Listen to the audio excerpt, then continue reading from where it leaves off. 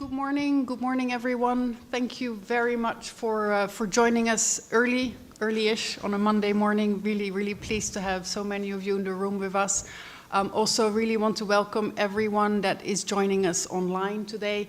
Warm welcome to the Urbanization and Poverty Research, Poverty Reduction Research Conference. And of course, this is the first session, the opening session, which is going to be discussing climate change and sustainable cities. My name is Bernice van Bronkhorst. I am the Global Director for what we call global practice here at the World Bank for urban development, resilience and land. But just by way of background, I spent decades of my career working on urban development and particularly on resilience in cities.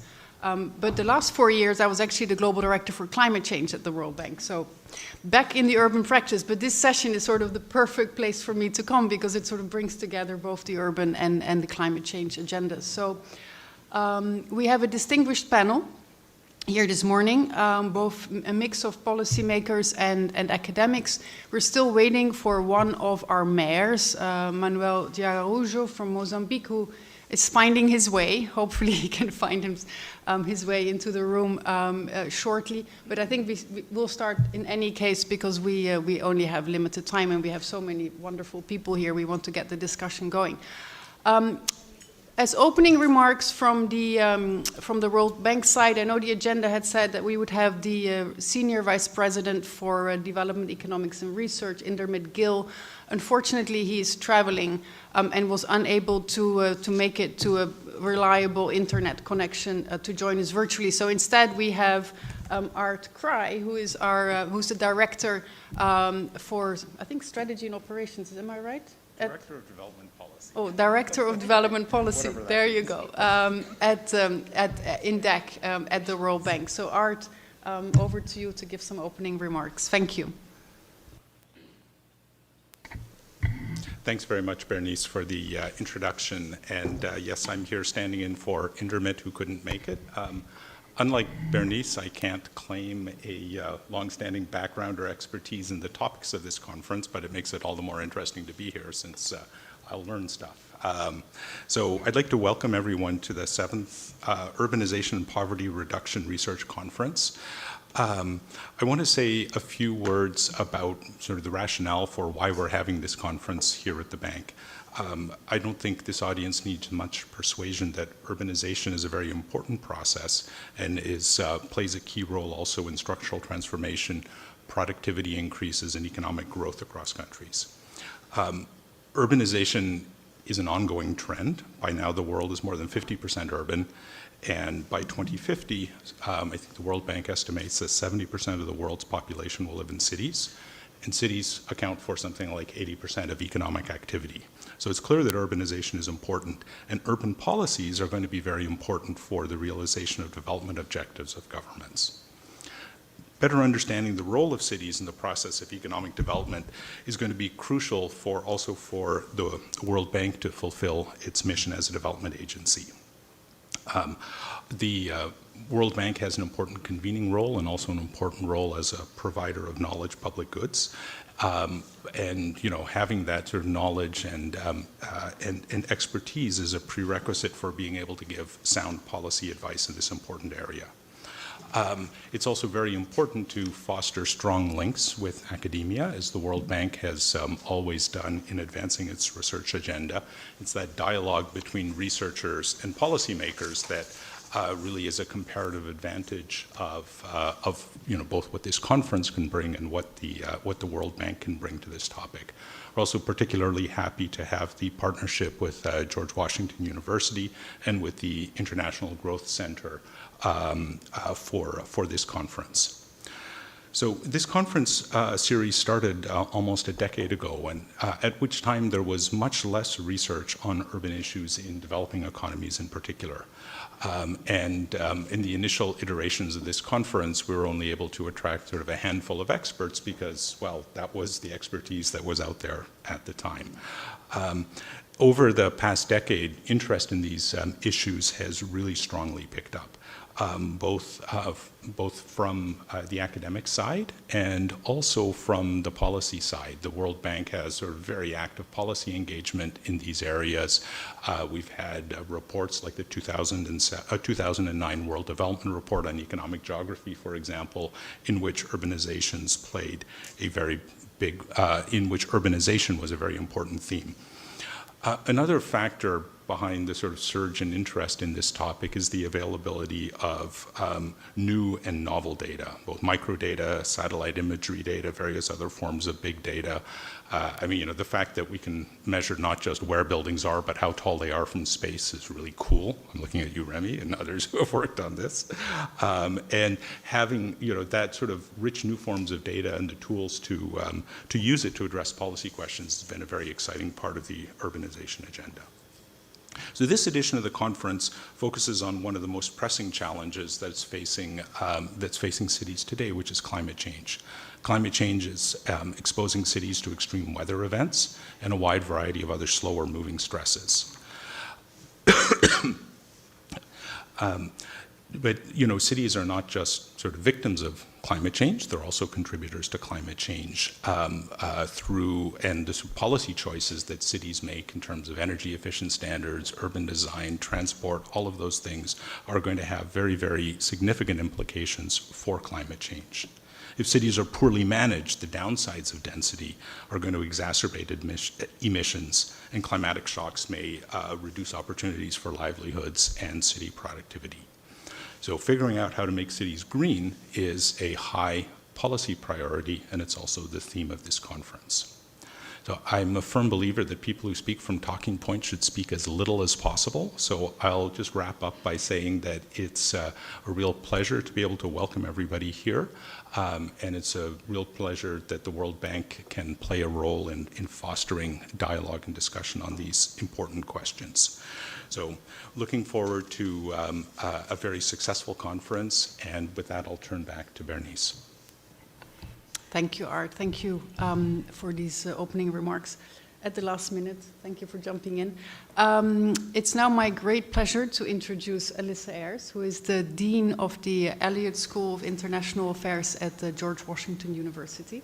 As Aart mentioned, co-organizer of this conference. So with that, over to you, Alyssa. Thank you. Thank you. Good morning, everyone. And of course, I'm also offering a welcome and from Talking Points, so I will be brief. It really is our pleasure to be here and be part of the convening team of this important conversation today. I would like to say that we at the Elliott School are very lucky to have Professor Remy Jedwab as a member of our faculty. As I think many of you know, he is advancing the field on how we understand the impact of urbanization on development and poverty reduction in so many different dimensions. So we're thrilled that the Elliott School, with Remy's leadership, continues to partner closely with the World Bank and the International Growth Center on work of such urgent policy impact. This is, of course, the 7th edition of the World Bank GWIGC Conference on Urbanization and Poverty Reduction, and the first since the COVID pandemic hit. It's become one of the most important conferences that links academics, policymakers, and students in the DC area, as well as policymakers from Africa, Asia, and Latin America. Now, the previous conference themes included people, markets, and cities, the spatial organization of cities and economic growth, and building or rebuilding cities for growth. This year's theme, and what we'll be speaking about this morning, is climate change sustainable cities, which are two paramount priorities for the Elliott School, for our Institute for International Economic Policy, and for the George Washington University community more broadly. So we're looking forward to hearing today from policymakers and academics on three important subtopics in the conversation on climate change and sustainable cities. The subtopics are: one, climate-induced migration, or how much will climate change create displacement? Who will flock to cities, and how can cities absorb this migration? Two, city resilience to climate change, or what policies can be implemented for cities to thrive despite the threats of climate change? And finally, cities and climate change mitigation, asking to what extent cities can aid in the global fight to reduce carbon emissions and limit climate change. All of you gathered this morning for this conference have been committed to investigating the economics of cities and the relationship between urbanization and poverty. The subject of cities is now one that has acquired greater attention for international affairs broadly, inclusive of the diplomatic and international economic policy arena. And this has come about with special recognition of the role that cities are now playing on the international stage, taking up voluntary commitments and making collective efforts at a time when some national governments have struggled to do exactly this. And with a world that has now tipped to majority urban, and especially with a world in which the world's most populous cities are nearly entirely in the global south, we're confronting a future in which the needs of human settlements require infrastructure that in so many cases has yet to be built. So that linkage between climate change and sustainable cities could not be of more urgent policy relevance. You see this very clearly in the large populous cities of South Asia, for example. How India, Bangladesh, and Pakistan accommodate their fast-growing urban futures will make a profound difference on the lives and livelihoods of tens of millions of people.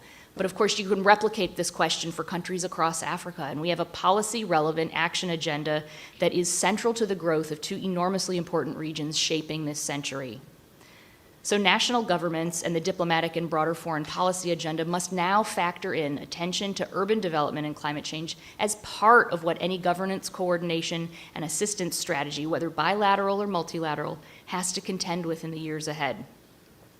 Now, I understand we have close to 100 GW students registered to attend today to learn from this important conversation, and it's great to see students in the room here. And it's exactly this kind of gathering that helps show our students what policy-focused careers in international affairs can look like and gives them insights into decisions they make about their own future paths. So thank you, and great to see our students here. Just one last final housekeeping note before I turn things back to Bernice. There will be a cocktail reception this evening from 6 to 7:30 p.m. at the Elliott School, just a couple blocks away, in the Lindner Family Commons room on the 6th floor of our building, which is at 1957 E Street. We encourage everyone to join. Details on how to get there are provided on the website of the conference, but it's really easy. It's just a couple blocks that way and then that way. So thanks to all of you. I look forward to the discussion and hope to see many of you later this evening. Thank you, Alyssa. Thank you very much for those welcoming remarks. So with that, I think we'll jump straight into the panel discussion. I'm super happy to see that Mayor Manuel de Araújo has found his way to our room. I know it can be a little tricky in the World Bank to find the right place, so I'm really pleased that you could join us here this morning. So let me just quickly introduce the panel. We have the honor to have two very distinguished academics with us, who I'm sure are no stranger to anyone in this room. We have Maureen, who is a professor of economics at the University of Maryland, and we have Professor Ed Glaeser, who is professor at University of Harvard, of course. So thank you for joining us. And then we also have two policymakers from two developing countries. As I just mentioned, we have Manuel de Araújo, who is the mayor, and now I must get the city right, the mayor of Quelimane in Mozambique. Of course, a country that is extraordinarily vulnerable to the impacts of climate change. And we've seen, of course, again, many impacts in its urban settings as well. And then we have the pleasure of inviting also Carolina Urrutia, who is the Secretary of the Environment at the city of Bogotá in Colombia. So warm welcome to all of you. We have 4 questions that had been prepared for the panel. I don't think we have time for each panelist to answer all 4 of them, but let's see how far we get as we kick off this session. So first question that I would like to open with is, do cities have the power to take action on the climate agenda? That's a fairly broad question. Maybe I can start with you, Maureen. Would you like to start? Thank you. Okay. Do cities have the power to take on the climate agenda? Well, there are really 2 agendas. There's an adaptation agenda and there's a mitigation agenda. Adaptation's a private good. Mitigation is providing a global public good by reducing CO2 emissions. Cities certainly have an incentive to take on the adaptation agenda.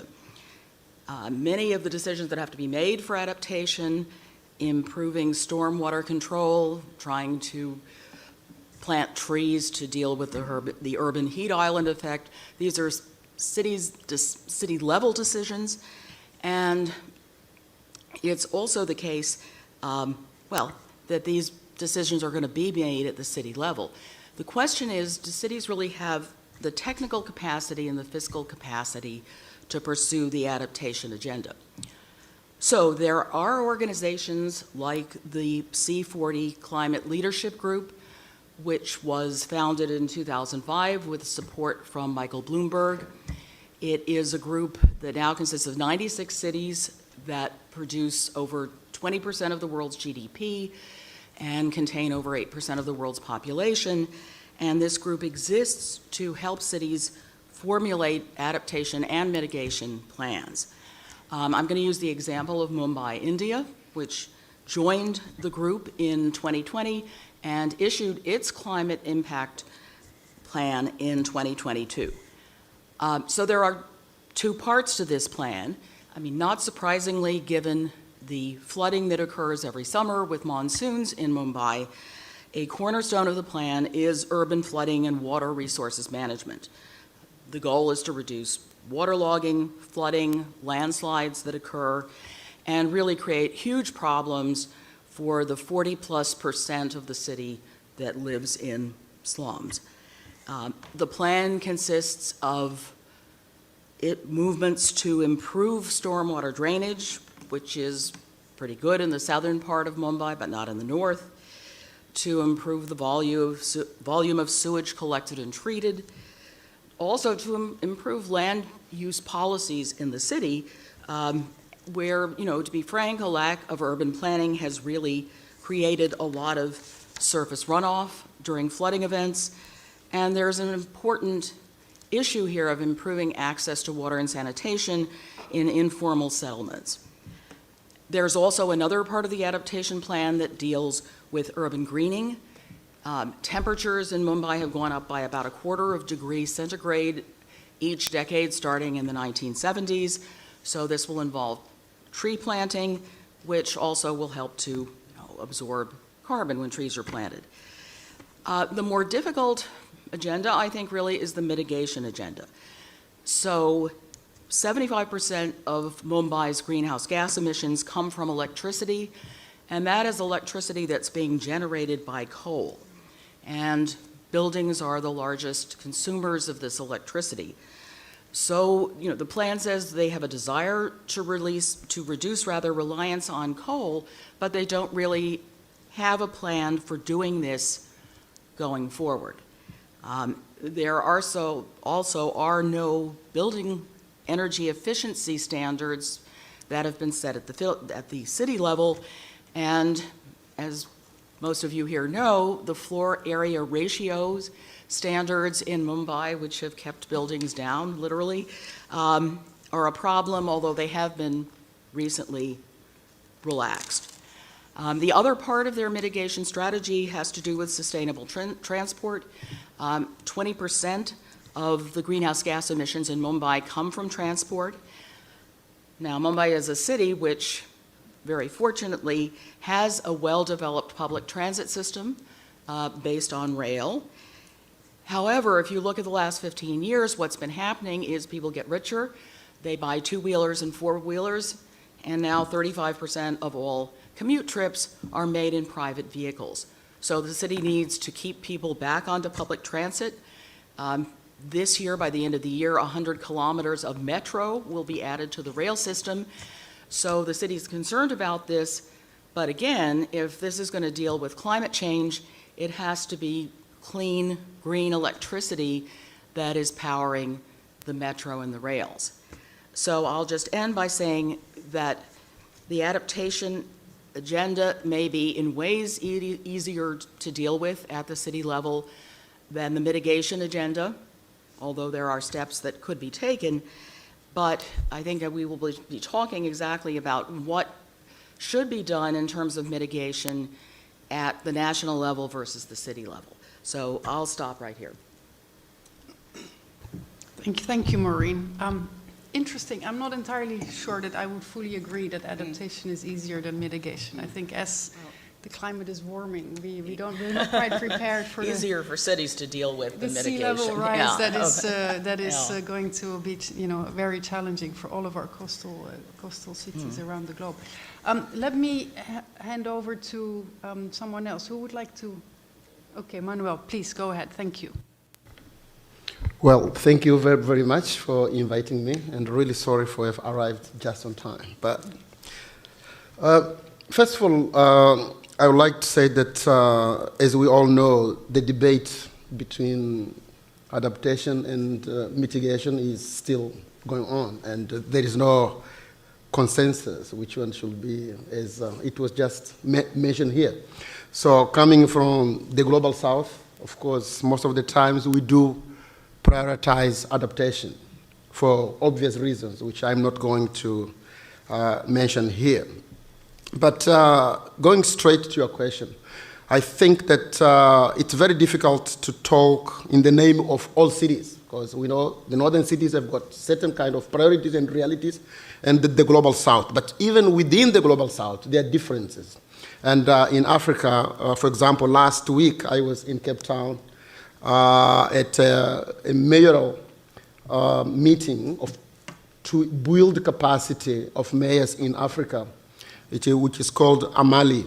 It's African Mayoral Leadership Program or Initiative, which is funded by Big Win Apollo, which is a philanthropy, and also with the support of Bloomberg.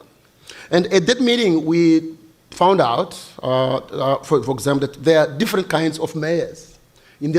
So the first challenge that we have to answer your question, if cities have got the power to do, first, I will say no, but it will depend on first of all, on the legal framework, because there are different legal frameworks. Specifically in Africa, we have those countries which were colonized by the British, and then by the French, and then by the Belgium. So different countries have got different legal framework. And there are mayors who are, for example, are just ceremonial mayors. But there are other countries, like mine, where we have executive mayors with real power. Those ceremonial mayors, they can't even sign checks. They don't have the power to deal with the budget and so on. So this, to me, is the first challenge. The legal framework is very different, and in some countries, it's very weak. It doesn't give the power to cities really to deal. And we need to be bold about this. Cities are in the forefront of the climate change. We are the first who face the challenges. Just to give the example of Beira City and the mayor of Beira City, during Cyclone Idai, for 4 full days, the mayor of, nobody could land, fly in, use road, or train to reach Beira. So Beira was kind of isolated from the world. No national government could help the mayor of Beira, no international organization for full 4 days during cyclone. So it was the mayor who, with his team, who had to deal with climate change. Was he equipped for it? Of course, he wasn't. Right. So this takes me to the other challenge, which is, and she mentioned, Maureen mentioned, which is capacity. And when I talk about capacity, we have challenges both at financial capacity, but to me, the most important is the human resources capacity. Because most of the time, when you have the human resource capacity, you are able of identifying where to get the money. But if you have weakened human capacity, you don't even know where to start. You face the challenge, but only to mention this year, between January and June, the Mozambican Meteorological Service announced that Mozambique will be hit by 10 cyclones in just 6 months. I mean, you can imagine. So which capacity is needed? Of course, as I mentioned, we need to improve the legal capacity. We need to improve the institutional settings, but also the level of autonomy. And unfortunately, there are very few institutions working to support the capacity for local government. The city of Quelimane, which is the capital of Zambezia province with about 400,000 inhabitants, I think we are among the few lucky, because we had a project funded by USAID and implemented by a Washington-based institution called Chemonex. And so we are among the few cities in Mozambique with a city adaptation plan, which at least guide us and give us kind of a flavor. But the problem of that project also, it ended in helping us design the local adaptation plan. And then it stopped. So now we have the plan, but we have neither the human resources or the financial resources to implement the plan. So actually, the plan is in the shelves. So we are looking and we are knocking door to find other partners who can really help us to move forward. So the issue, there are many institutions. There are other weaknesses also, because I'm coming from a country where we speak Portuguese. So most of my staff, they don't speak English. So most of the work is on my shoulders, and it's very difficult for us who come like from the Portuguese-speaking country or Spanish and so on to access both the training and the financial resources. So basically, to wrap up, there are several institutions like the Global Parliament of Mayors, like ICLE, which I'm the vice president of ICLE for Africa, UCLG, who try to tap in all the challenges that I mentioned. But I think there is a need for a bold action on the part of the partner and developing institutions to support, first of all, the need raised for the human resources capacities in most of the global south. Thank you. Thank you. Thank you so much, Mayor Araújo. Maybe just moving on to the next question, because I think you already sort of started discussing this. Clearly, you can't generalize. There's many different legal regulatory frameworks that give different types of powers to cities. So you'll have mayors that have very powerful, have a big budget, and you've got others, of course, where cities where you don't actually even have a mayor, but are managed through central government. So perhaps I can turn to you, Ed, to frame this question a little bit. How would you say, what are the different responsibilities between national governments and cities in terms of expectations for climate action? Thank you.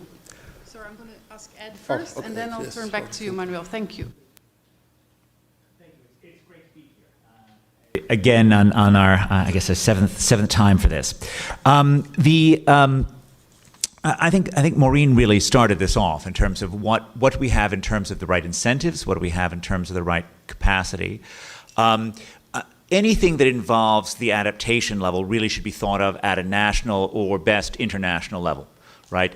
And certainly we don't want to think that developing world cities that are dealing with the enduring problems of poverty and dealing with local public goods, they should be taking on the burden of making up for centuries of carbon emissions done by the United States and other wealthy nations. They should be worrying about how to protect their own citizens from direct damage from the sea, from the air, from the heat itself. Now, what can we actually expect developing world cities to do to deal with these risks? Now, when I think of it, there are sort of three types of responses that are in the adaptation phase. And I want to just make it very clear that while the mitigation side, the economics are clear. The politics are enormously difficult. I don't know how we get everyone to agree to Pigouvian taxes or carbon quotas, but in fact, the basic economics of it are straightforward. The basic economics or engineering of adaptation is deeply murky to me, deeply unclear to me. And it's clear that it involves both engineering as well as incentives. I think as I've sort of tried to muddle through this, there's been three responses, one of which is reducing the threat at its beginning point.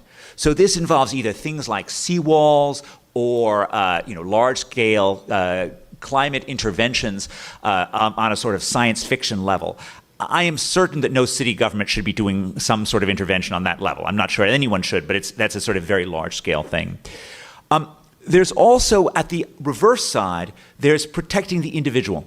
There's public health. There's protecting the structures. There's thinking about how to make our power plants more resilient to floods. There's all these other things. Again, some of that can be done at the local level, but in terms of knowledge creation, that needs to be national or global in terms of setting the stage for how it is that we make both our bodies and our structures safer. The thing that's really urban is the spatial planning, is figuring out how to avoid locations that are going to be maximally at risk. And this is about, just choosing elevation rather than being down in the lowlands, making sure there's space between buildings so that there's drainage, trying to create some insulation from threats that come from the sea, making sure there are escape routes. so that people can actually get out in the event of a natural capacity, and making sure there's cohesion, so that in fact you don't have climate-related things which cut off different parts of the city and make them islands from each other. I want to end by making sort of 2 points about this place-based agenda, about thinking about space. One of which has already been alluded to, which is that at the urban level, capacity is always more important than policy, right? Knowing what the right thing to do is always far less important than having any ability to get it through, right? And so, in some sense, the largest agenda is trying to make sure that the cities of the developing world have any capacity to make sure, if you've created a rule that says you're not allowed to live in the lowlands, right? Do you have any ability to actually enforce that? I mean, the last time I was in Manila, a dozen people died from a flood living in an area that was allegedly illegal for them to live in, right? This is the kind of thing that we need some form of capacity building around. And the second mantra is that, it's never just about engineering. It's always about engineering plus incentives. And you can get to that conclusion in many different ways. You can get to it from Gilles Duranton and Matt Turner's fundamental law of highway traffic, right? You can't just build your way towards excess, towards making your roads easy to drive in, because there just become more drivers that take advantage of it, right? Highway miles driven increased roughly 1-for-1 with highway miles built.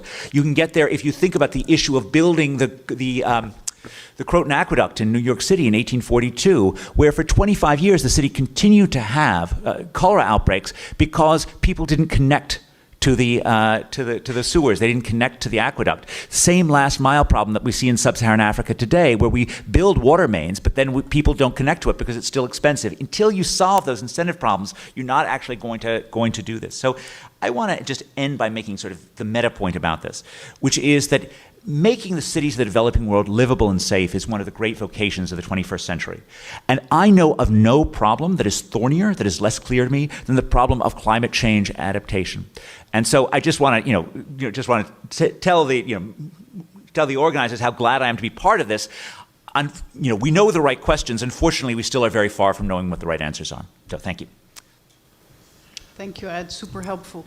Carolina, perhaps I can turn to you just to give a bit of a flavor of what it's like as a practitioner working at the city level, and maybe also you can reflect a little bit on what it is that you can do at the city to get national government to support what you're trying to achieve at the local This isn't level. lighting up, but you can hear me. Great. So first of all, I want to say I'm really happy to be here. I think the urban agenda and the climate change agenda are really merging together, and seeing so many people working on both things is really encouraging. So as I thought about whether power is a complex word, but as I thought to the response to the first question, I thought kind of a spider graph that combines political clout, technical ability, financial ability, and also the regulatory piece. And I think different issues in different countries are separated in different ways. In Colombia, we can definitely work on spatial planning, which is basic, at the city level, of course. And we can also work on waste management, both solid and water management, which are really key in our economies. We can work on construction codes that make buildings more sustainable and more resilient. And of course, we can work very importantly on sort of the greening agenda, protected areas, parks, how to get people closer to them and how to make them more durable in the long term. But I think for all but the regulatory, we can push for an energy agenda, but the full energy agenda is definitely at the national level. And transportation, we have all the technical strength, at least in Bogotá, but we definitely don't have the full financial resource. So on different issues, you're going to have different parts of the puzzle having more weight. But one thing that is clearly most important to make that balance between the 5 factors is political clout, and how local governments can just get their act together to push national governments for change, because we are more vulnerable on the adaptation side, but we don't have all the policy tools for the mitigation side. And I think that's one thing that C40 has learned how to do, and it's getting better at it. I'm lucky to be on the C40 board and have seen the way they've pushed for participation in COP, especially COP26. We're not negotiating, but we have a seat at the table in terms of political clout. And that gets reflected in the national agenda in terms of how hard we want to push the national government for policy. The interesting question that Maureen put forward, and both panelists have commented on, whether adaptation or mitigation is easier. I think in the Global South, adaptation has a huge hurdle, which is the informal city. When you hear Professor Glaeser say, you know, all these people died because they were allegedly living in an illegal place, that's true for about 30 to 50% of Bogotá, because it's a city that was informally built. And where, contrary to what you'd think if you think from a coastal perspective, high mountains are huge threats of landslides, particularly in informal settlements. And just rebuilding a city, looking at a city from the climate change perspective, when the city is already built, as you mentioned in terms of all the infrastructure that we still need, but the city informally built, it's really hard to tear the city down to make it safe. It's definitely not politically popular, but it's also really hard to get the money. It's harder, even when you think from a World Bank perspective, just your safeguards. Put in one resettlement project, and your project is going to take 30 years more than it should have from the beginning. So I think looking at the Global South and adaptation, really looking at informal settlements and seeing how we're going to make them, even from a bureaucratic point of view, how cities can actually invest in informal settlements is a huge challenge, because they are illegal and it's really hard to put money into them. So I think that's something that we have to look at very carefully. Again, we can't make informality invisible. Bogotá contributes 20% of Colombia's GDP. We only put forward around 4% of the country's emissions, 9% if you take out land use change, because our big emissions are due to the loss of forests. There's very little we can do in the total emissions of the country, but there's a lot we can do in terms of leading the mitigation agenda in the country, because it's where the most important firms are, it's where decisions are made. But we have this 50% of the city built informally that's really hard to invest in, even when you look at getting resources from the private sector. The private sector is more and more willing to put money into both adaptation and their own mitigation agendas just to stay competitive and for the city to stay competitive. But it's really hard to decide how to invest on or in informality. And I think that's an important issue both for research, in terms of research that goes into policy, but also a really important message, again, back to the international funding organizations across the board. It doesn't make it easier, it doesn't make it politically popular, but the most vulnerable people in terms of climate change are illegal or informal. And that's something we have to get a lot closer to. Great, thank you so much, Carolina. Really, really important points. And I absolutely, obviously the informal settlements, the informality in cities in our client countries is our biggest challenge. Maybe not 30 years when you do a project of the World Bank, but I do think beyond sort of whole-scale resettlement schemes, which indeed have huge social and environmental safeguards implications, there's a lot we can do in just mainstreaming resilience into incremental upgrading projects and practices. And I think both mitigation and adaptation can really be highlighted when we do those kinds of programs. And I think really it's upon us to do so, because I think to date we see few examples other than some pilot projects where we've really tried to scale up those kinds of activities. Okay, I think we need to move on to question number 3. And I was supposed to ask for volunteers, but actually I'm just calling people out. So Ed, I'm going to turn to you again, if that's okay. What does green growth mean for urban development? And more intriguingly, I think, what will the city of 2050 look like? Thank you, Ed. This is the question I was getting, in fact. I think green growth presumably means, incremental change. It means bus rapid transit. Probably above all, it means greener building materials. But I think keeping with the theme of our last question, I actually, again, want to twist green growth away from mitigation and make it more towards adaptation.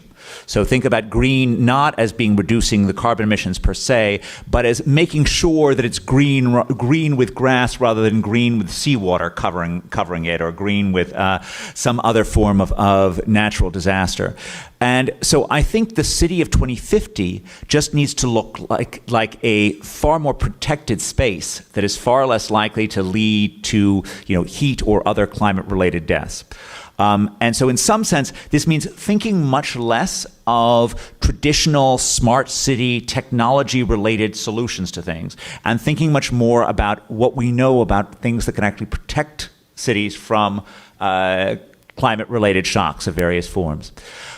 That may mean also that we reorient away from the water, right? So if we think about the past 1,000 years of urban growth after the sort of breaking of the links with the water at the early medieval period towards the reopening, water has really been the friend of cities for the last 700-odd years, right? Every one of the 20 largest American cities in 1900 was on a major waterway, right? I think we need to think about cities as being much less linked towards water going forward, because water is increasingly a threat rather than a friend. We need to think about using elevation in a way that's smart, whether that's artificial elevation, as in Remy's paper on skyscrapers, or the elevation that's intrinsic in the cities of Colombia. And there again, we were just reminded by Carolina's excellent point that elevation is both, if you're on the top of the thing, it gives you some protection against water, but you can also have landslides. And so in some sense, I'm pushing towards a city of 2050 that is really geared around safety from this risk. All right, really geared in a way that can sort of think about protecting itself from the dangers of climate. So that's in some sense different from where we've been, but it's, I think, what we have to do going forward. Thank you, Ed. Maybe I turn to Manuel. Do you have thoughts? What do you think the city of 2050 looks like in Mozambique? Thank you. Well, to me, there's a city will be a city that reflects the developmental challenges that we face. And what are those? Of course, I will not compare them with the city, for example, where I lived for 10 years, which is London. I think they've got a different kind of priorities. And to me, it's a city that really responds to the day-to-day. And what are those challenges, as I was mentioning? One is the issue of sanitation. So it's a city which is free of the problems that bad sanitation brings about. Today, as I speak, more than 20 cities in Southern Africa are facing cholera. And I'm talking cities, capital cities, like Maputo, my own country's capital. I'm talking about Lusaka, which is the capital city of Zambia. I'm talking about Blantyre, which is like the economic city, and Lilongwe, and so on. My question is how can we dream when we have such basic infrastructural problems? And let me say, I know that I don't want to be a bad guest, but it took us in Mozambique 10 years to convince the World Bank to invest in the first sanitation project, because for the World Bank at the time, sanitation in cities was not a priority. 10 full years.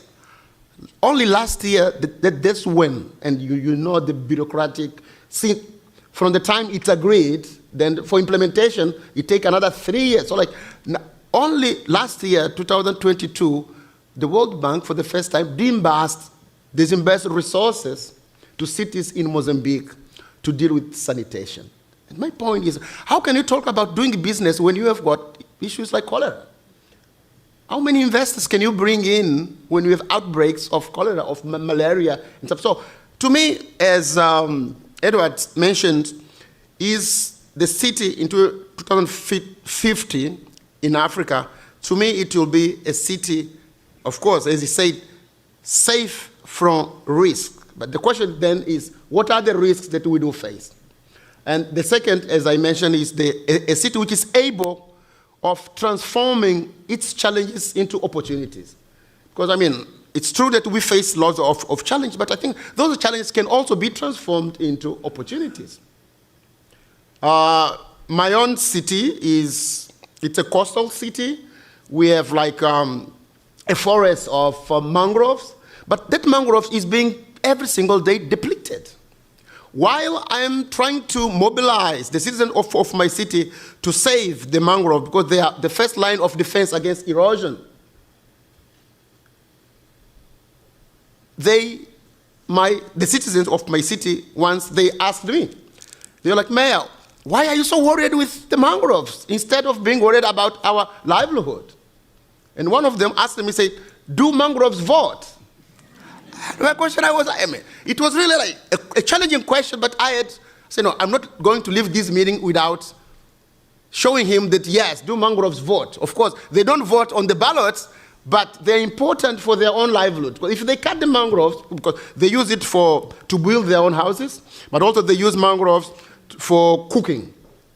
So the issue they were raising was, what are the alternatives? We understand all this challenge about climate change, but we need to survive. So we need, while we are pushing the barriers and the limits, we need to always come with a component of alternative sources, either for cooking, for building, in the case of the mangrove. So I had to explain to him, like, if you deplete the mangrove forest, that's where, as most of us know, you are destroying the ecosystem. But for him, ecosystem means nothing. I had to tell him that, look, most of the fish, because 6% of the citizens of my city, they get their income from the fishing sector. If you deplete the mangrove, then it will affect the quantity and the quality of fish, because most of the fish and other crustaceans, they do reproduce themselves in the mangroves. So they leave the sea, they come into the mangroves, they lay their eggs, and so on. So unless they understand that logic, the circularity and the importance of the mangroves, it is very difficult to convince them to come aboard. But even when they understand the importance, the issue of challenge, the issue of alternatives, I think it's of a paramount importance. That's one. My second point is the 2050 city in UK, in Bogotá, in Mozambique, the same? Is the concept the same? And I'm a bit probably retrograde on this, because I still think if we should, in Africa, if we should continue building the same kind of cities that we inherited from our colonial masters. Because these cities were very undemocratic and represented a certain vision of the world. Today, what happens? The mayor lives in the former colonial mayor's house. The governor did the same, and even the president of the republic. Do these cities reflect the current challenges, the current priorities, and even climate change challenges? I don't have the answer, but I'm just putting that doubt and that question to the panel or to the ones who are here. Thank you. Thank you. Thank you very much, Manuel. Yeah, if only mangroves and trees could vote, no? I think we would be maybe looking at meeting our Paris goals sooner than we had even envisioned. I just want to dig a little deeper, because I think this is actually a critical question in this debate, which is, and we're hearing it all the time within the World Bank's walls, as well as we are trying to scale up climate action. Are there trade-offs between development and urban sustainability, or trade-offs more generally between climate action and development action? And how could they possibly be addressed, if indeed there are? Maureen, go ahead. Well, I agree with what everyone has said in terms of the importance of the adaptation agenda, and I didn't mean to say initially that it was the easier problem to solve than mitigation, but I don't think you can forget the mitigation agenda. I mean, you really don't want cities to be adapting to a world where CO2 in ppm, which is now, 416 ppm, is over 1,000. I mean, you really don't want that to happen. So mitigation has to take place. I do think that many mitigation decisions, especially pricing carbon, are best made at the national level. But in terms of your question about trade-offs, I mean, if you do build cities, well, first of all, you ultimately are going to have to build cities that are running off of electricity in terms of both buildings and transportation, and then ultimately that has to be green electricity. So you've got to get away from dependence on coal. How are you going to do that? Well, once again, you think of national plans that include carbon pricing or cap and trade systems like the EU ETS system. Some of these systems actually do work at a smaller level than the national level. China, when it was getting ready to launch its federal cap and trade system for CO2, did it at the city level. There were actually trades at the city level, and you're going to hear actually from Michael Greenstone this afternoon, who has instituted a cap and trade system for CO2 in the state of Gujarat in India. So I think that this part of the problem, the mitigation problem, does have to be dealt with. And then, of course, there are indeed city-level decisions that will contribute to this, which have to do with building standards. I know I shouldn't mention Montgomery County, but you cannot have a gas line going into a building anymore in Montgomery County because of the recognition that we have to move to electricity. So I think that this is an issue. Canada, for example, has actually allowed different provinces to set their own carbon taxes, and to try to get voter buy-in, because voter buy-in is important, the revenues are returned lump sum to the citizens. So, I mean, there is a trade-off. I mean, if you're going to do all of this growth and you're going to do it in such a way that perpetuates the use of fossil fuels, you well may wind up with having to adapt to huge increases in mean global temperature. So I'll stop there. That's great, thank you. And I think this is a really natural segue into our final question, which is really about, well, who's going to pay for it all?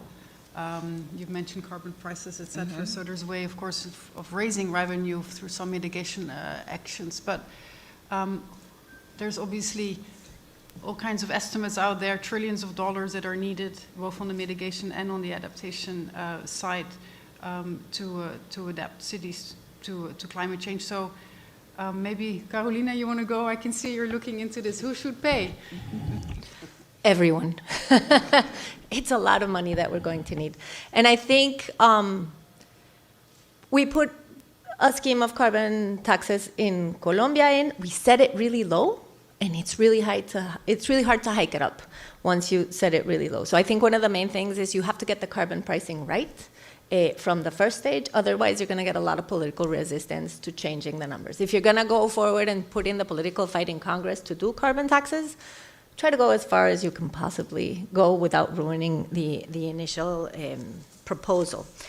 And I think we really have to start looking a little bit more smartly into investment from the private sector. I think, I'm not sure, this is what I think, but I haven't spoken about anybody in the academic sector yet. I think we're slowly moving away from voluntary frameworks, and I think we're slowly moving towards having to regulate carbon emissions across the board. It's not working. We're not inching down on emissions even a little bit.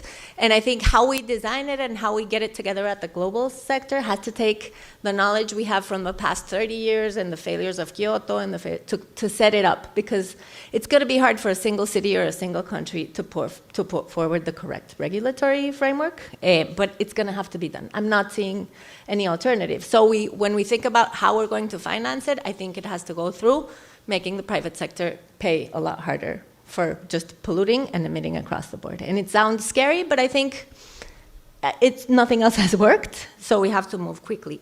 I'm a little bit wary always of the concepts that become sort of the thing.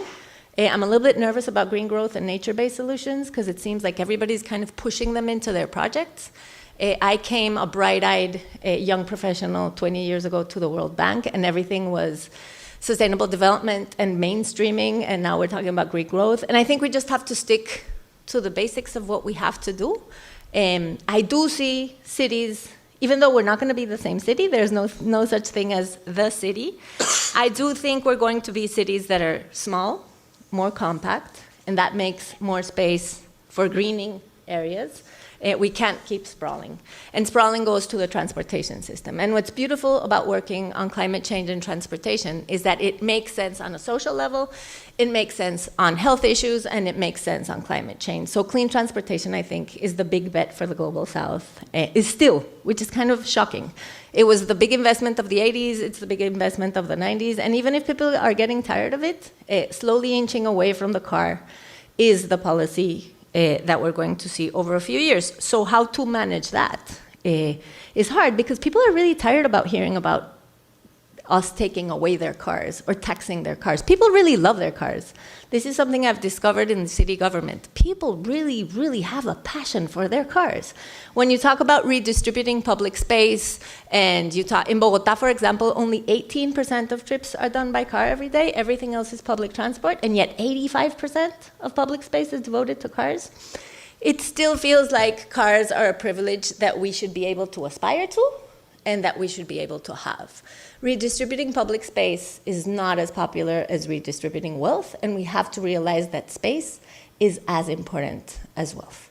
I want to make a quick correction, because I referred to Maureen as Maureen and to Professor Glaeser as Professor Glaeser, but that's only because I went to the Kennedy School. It's not a gender issue. Professor Cropper. I wanted to make that clear because I felt guilty. Go ahead.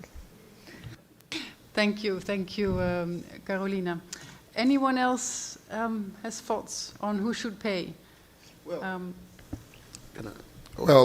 I think the answer looks very simple, which is everybody. But the point is like how much each of the everybody should pay. First of all, I think, I will state again, coming from the global tool, I think that the biggest polluter should pay proportionally. One.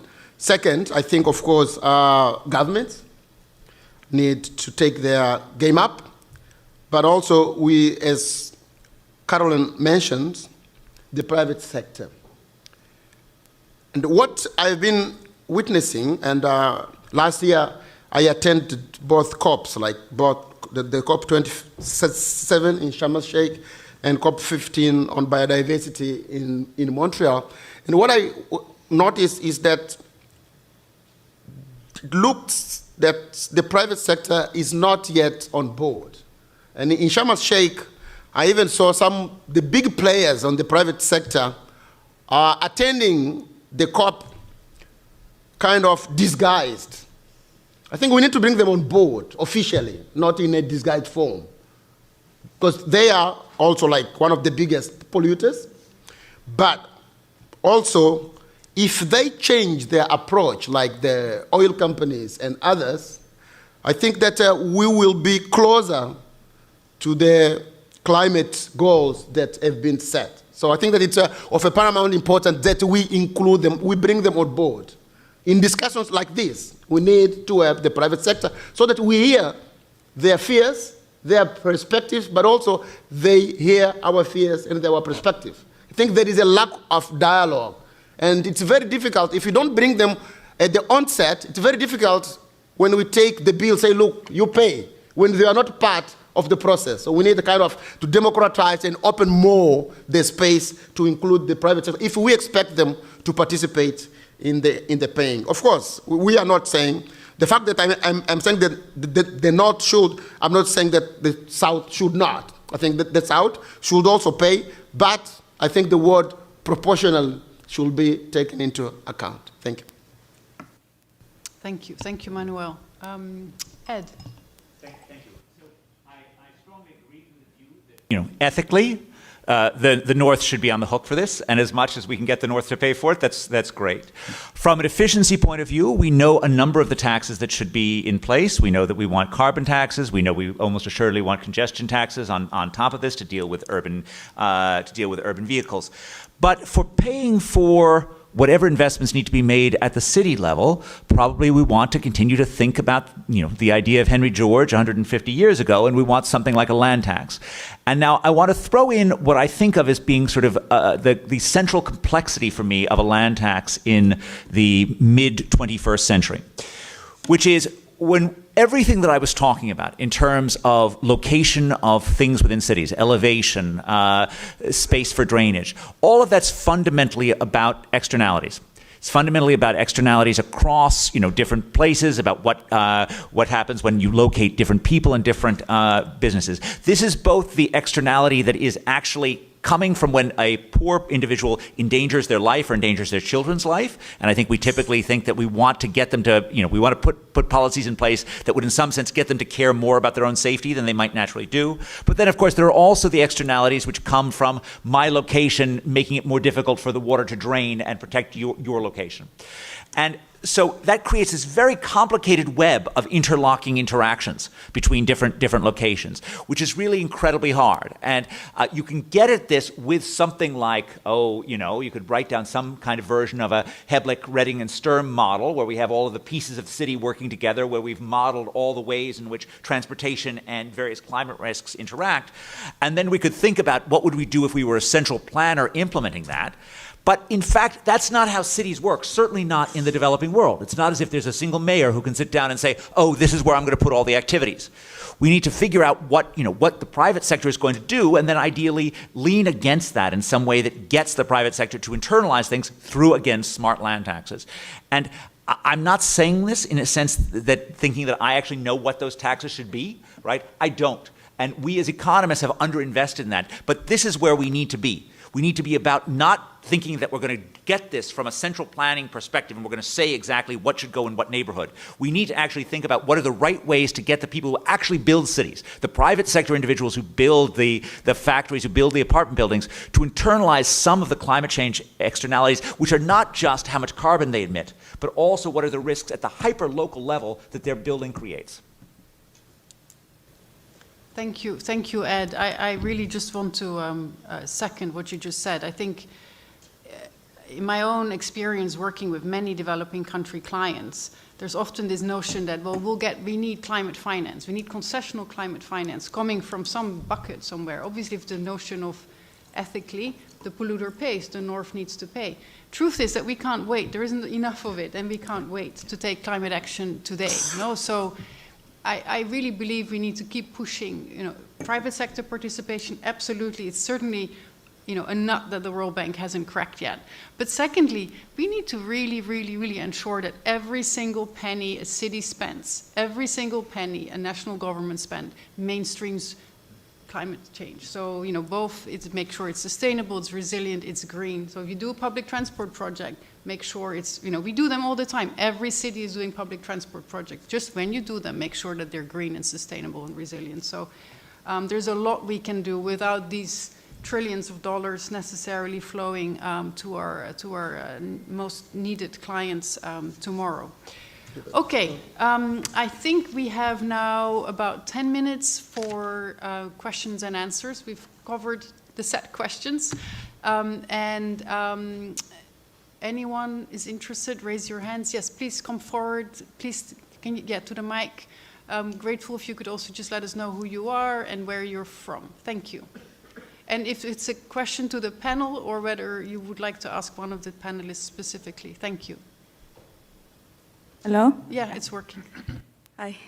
Thank you very much for this engaging panel. My name is Ana Garcia, and I'm a urban development and housing professional here in DC. So I'm hearing all these great solutions, but I think one thing that is very important to highlight is that climate change is not gender neutral. So I think our adaptation mitigation solutions should have a stronger gender perspective at the national and city level.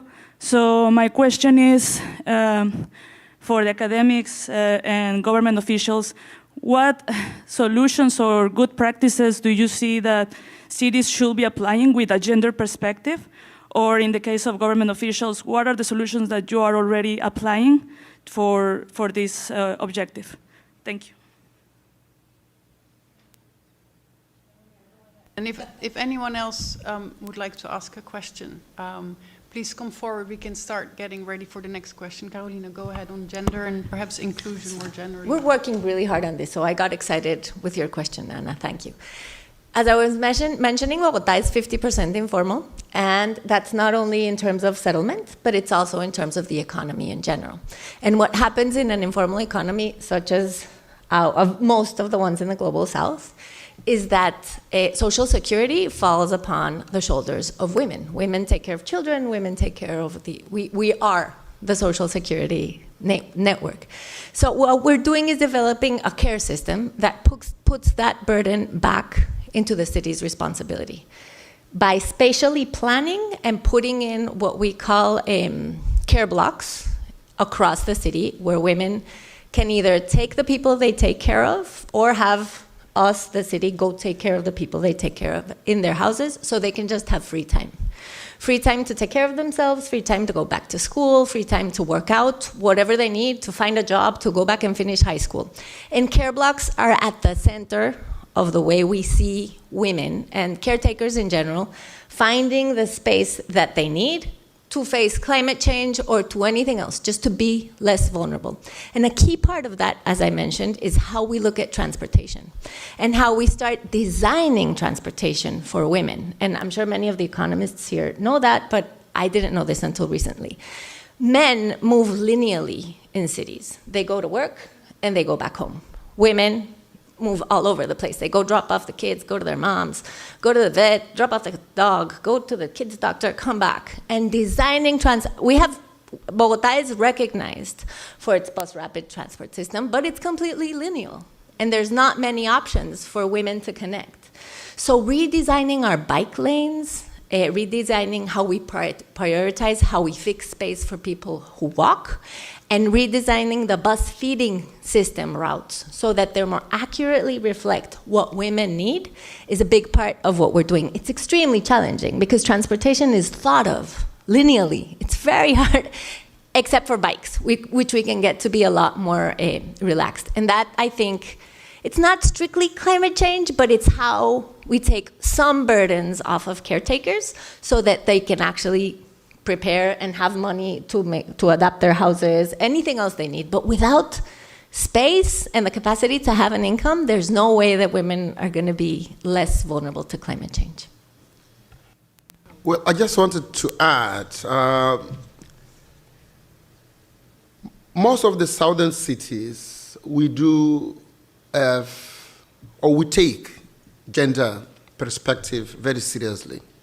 But as I mentioned before, the lack, you may not understand the importance of the issue that I mentioned here about lack of capacity.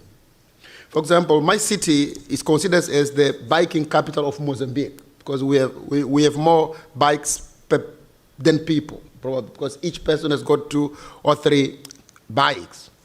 But it took me 10 years to build the first cycle line in my city, and for that matter, in Mozambique. And only last year, on August last year, that's when I managed to build the first cycle line. But it has been there on my manifesto since I first won my first elections in 2011.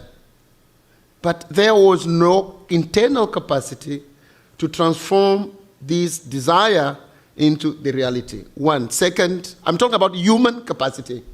My engineering department was not familiar with the concept for more than 8 years.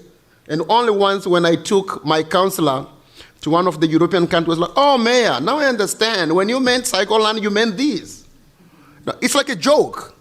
But that's when I realized that sometimes we are at this level and our team is not ready for what we are dreaming and what we are saying. So the issue of capacity building is so important. And a study that we did about who was cycling in my city, it revealed it was male and the young. Women and children were not biking. And we tried to find out why. Because it was not safe. So building a cycle line is one of the measures among others if we want to have more women cycling.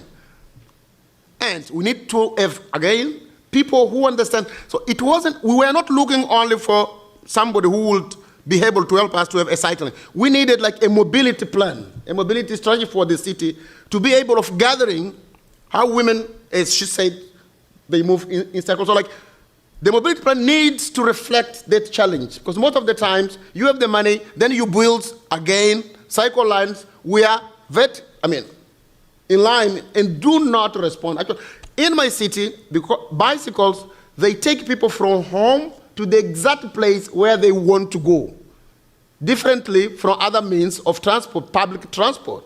So in that sense, to me, these cycle lines should reflect that diversity. And of course, by doing that, we will be putting women on the forefront. But because of lack of capacity, it took me 10 years to build the first. But even that first does not reflect the reality, as Caroline mentioned, that we need to take into account when designing not only bike lines, but the mobility plan that all our needs, our cities need. Thank you. Thank you, Manuel. 3 bicycles per citizen, that sounds like the Netherlands, which is where I'm from. Of Mozambique. There you go. Almost. Very good. Look, we are running out of time. We have 5 minutes, a little less, but I think I'm going to take the prerogative of just extending by a little bit, because we have clearly a lot of people who want to ask questions. So maybe we can have, okay, I think we have 4 lined up. So why don't we go through all the questions, and I'm going to ask the panelists to take 1 question each, just to have a quick response, and then we'll wrap up. So go ahead. You've been patiently waiting. Thank you. Thank you. Hi, I'm Monica Bansel. I'm with USAID here in Washington in our Green Cities division. I wanted to tie the discussion about finance and then capacity building together. I think a lot of the things that we're talking about are sort of fundamentally public investments, and we obviously see across a lot of developing cities that the issue of managing or even having enough public financial resources to do even the basic service delivery is a challenge. And so I'm curious if you've seen, or what your theories are on truly mainstreaming climate into a broader agenda for building capacity of developing cities for just these fundamental functions like public financial management. Thanks. Great, thank you. And sorry, if you can keep it short, please, because we're really running out of time. We want to have time for answers. Thank you. Hi, this is Walden, and I'm an international undergraduate student at Elliott School of International Affairs, George Washington University. So my question is about the infrastructure building and the poverty reduction. We have always said that infrastructure construction is the backbone of a country's economic development. So a growth of a country, actually according to its endowment structure, requires the development of its the partnership of its infrastructure building and also the using of its resources. However, in the historical context of global supply chain remodeling after the pandemic and also the global climate change, how should developing countries seize the opportunity to develop themselves according to their own endowment structure? Thank you. Thank you, thank you. I hope you're all taking note of the questions. Okay, good, go ahead. Hi, Georgia Hartman, a gender and climate specialist at USAID. And I have a question actually about, y'all have been speaking a lot about like the climate-friendly cities of the future will be green and they can't be sprawling. And I always wonder though, I find that like sprawl is a primary way that low-income people can afford housing, because when you do contain the cities, the price goes quite a bit up. I mean, look at like Portland, Oregon, for example. And so I just wonder, like, how do you square that? How do you have these like green, like non-sprawling cities also be places that low-income people can afford to live? Thank you. Hi, thank you. My name is Henry Quarte, Member of Parliament and Governor of city of Accra in Ghana.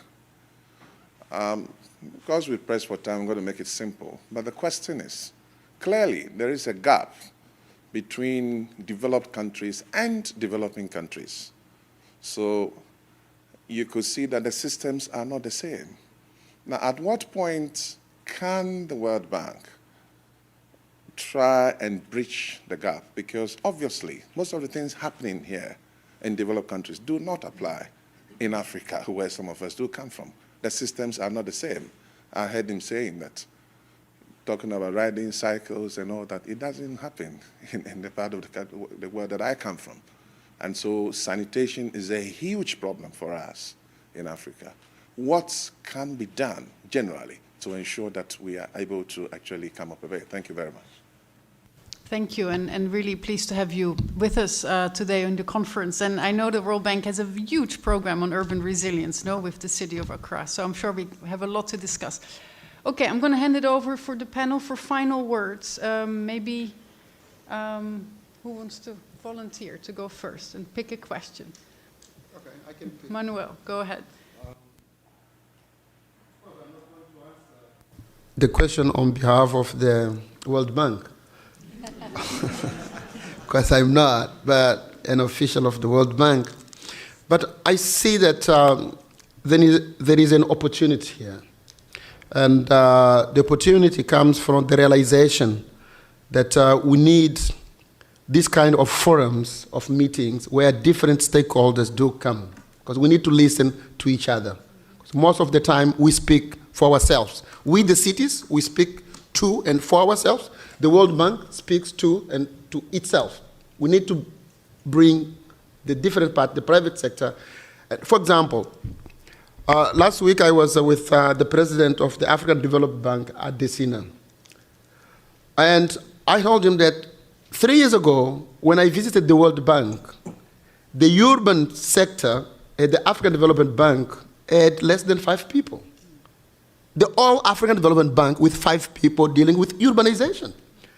That reflects the mindset at the time, meaning that the bank did not realize how important cities were and are. And we know what is happening today in terms of population. There is a huge migration trend now, rural to cities.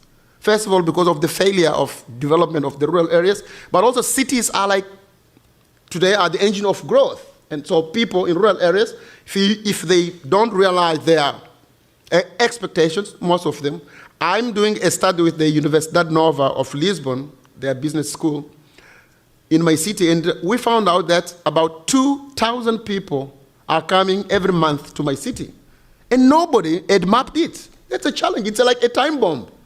If we don't prepare the infrastructure to deal with these 2,000 people each month coming to my city, then we are going to have an infrastructure and health and education and other problems that will come up. So we need to be able of really bringing this dialogue between universities, between the World Bank, the private sector, and also the cities. And just to finalize, like my city has been always dreaming to become a green city. We want to embrace a decarbonized way of development. And I think that we in the Global South, we have got the opportunity to jump one step, to move from green to green without polluting as the West did.